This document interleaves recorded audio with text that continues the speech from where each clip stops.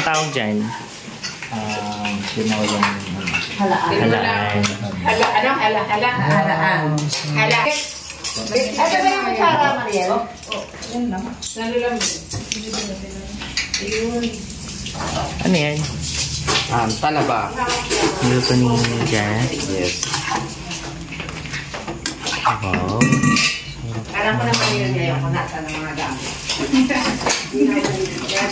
Ay, mga master, magandang umaga po sa inyo lahat. Nasaan ka ngayon?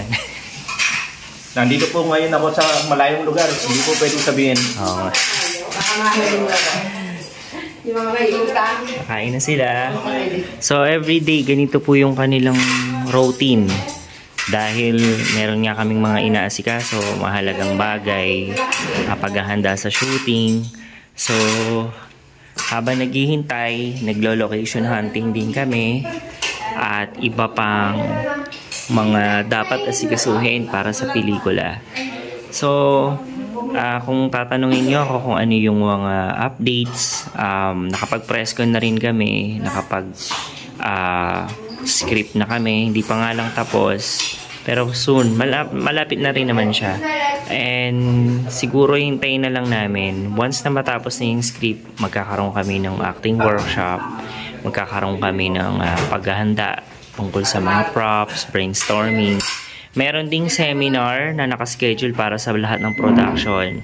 Seminar, nagtatagal po yun ng mga 3 days para masala lahat ng mga magtatrabaho sa malayong lugar. Kasi syempre, they will receive payment, they gonna pay, gano'n, parang ano nila, kontrata nila. So, kailangan yung mga pupunta doon, dapat salang-sala. And of course, ayun, may request ako. Request ko to. Scrambled egg, onions, tomato. Yan. Kahit simpleng-simple lang ang buhay, hindi mawawala to sa akin. Every day. Yan. Request ko yan kahit anong pangsarap na mga pagkain na niluluto nila. Gusto ko laging may ganun. And ano pa? Meron kaming story conference na gagawin para sa lahat ng cast and production. Meron din kaming gagawing acting workshop. Okay na, no? Nasabi ko na. Meron din kaming ano pa ba yun? Time framing. Yung time framing na yun, yung form na yun, in-apply ko siya dun sa Moonlight Flowers movie namin. Sobrang smooth ng shoot. So, dito i-apply ko rin siya. And siguro aabutin yun ng mga 1 week. 1 week siya.